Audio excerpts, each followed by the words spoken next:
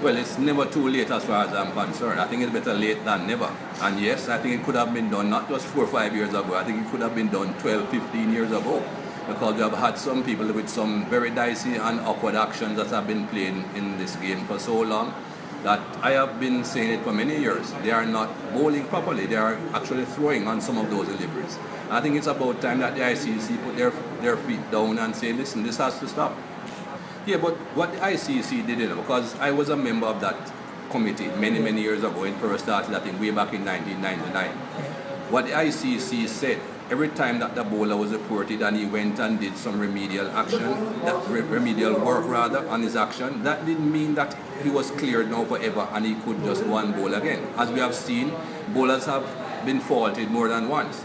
And that is something that the ICC have now decided. This, we have to take a firmer grip on this thing because it's getting out of hand. People are learning more and more to bowl these so-called doosras, which I have been saying for donkey's years. It is impossible to bowl. You have to chuck it because you cannot bowl a ball as a wrist spinner, a finger spinner rather, with your back of your hand facing the batsman and bowl it. You have got to use your elbow to flick that ball towards the batsman. And once you are doing that, you have to get that elbow flick to get the power on the ball. Once you are doing that, you are obviously chucking. So now the ICC have decided, listen, this thing is getting out of hand. We have people who are now teaching people how to bowl these deliveries. So we have to take a stand. Well, what I'll say to you and all those who remember that Channel 4 test, if they don't remember it, they can go back and try and find it somewhere on the internet. These things can be found on the internet these days. When they put that cast on his hand, he did not spin the ball anywhere near as much as when he was bowling in that game. They had to be putting arrows on the pitch to show you which direction the ball was supposed to be spinning. That restricted him to the point where he had to be spinning the ball far less because he was getting less flexion. This thing has been going on for too long. I'm happy to see the ICC are now taking a firm stand. Well, I think the umpires were afraid to call bowlers on the field because of what, as we know, some actions look a little bit dicey while they are still within the limit. The law says in anything 14 degrees or under, it's fine. So the umpires were a little bit scared to actually call someone, and then perhaps when they went and got measured, it was within the limit. But I am not too sure why they have gotten more confidence now.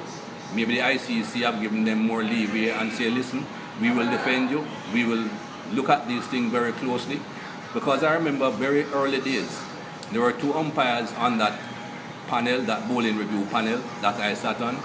At one meeting we went to at Lords, we asked them point blank, are there any cricketers or bowlers that you are seeing in the game right now that you think might have dicey actions?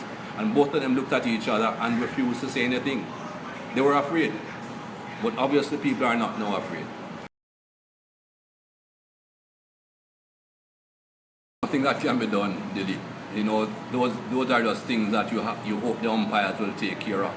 There's nothing that you can do after the event. You can't go back to the event and say, we'll make it null and void. This is not like horse racing when you find a horse that's been doped months afterwards and you disqualify the horse. There's nothing can be done. You just hope that the people that are in charge, the people that are officiating will get their job done. They will notice what is taking place and put a halt to it. That's all you can hope for. You hope that the officiating people are strong enough to do their jobs. I can't remember hearing anyone in the Caribbean talk about Narayan's action. You know, people in the Caribbean just look at him as a mystery bowler and are happy to have him. If anyone spoke about his action or had any doubts about his action, they perhaps just whispered it or just kept it to themselves. But I think if you look at still photographs of a lot of these bowlers, Narayan, Syed Ajman, and a lot of other less well-known bowlers, when you look at still photos of them, you can see that their arms are bent when they are about to get into their delivery. And if it is bent at that point and they are going to bowl, it's going to straighten. So if you're straightening your arm, as the law says, more than 14 degrees, you should be called. You should be made to remedy it before you can play again. And I would hope that applies to everyone.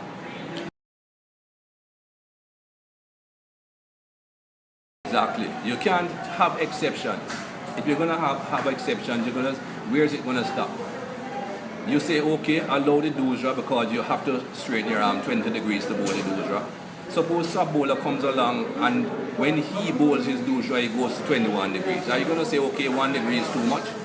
You have got to have a limit, and the limit was set at 15 because, as you said, many years ago, perhaps we had bowlers that were chucking, but because it was discernible to the naked eye, they were allowed to play. So you have to keep that same ballpark figure moving forward. You can't now all of a sudden say it because we have more technology, more modern technology that can slow down actions and can give you so many close-ups that you're going to change the law. You make it as it was many years ago. You couldn't see it many years ago, you didn't call it. Well, right now if you can't see it either, you don't call it. And obviously once you can see it, some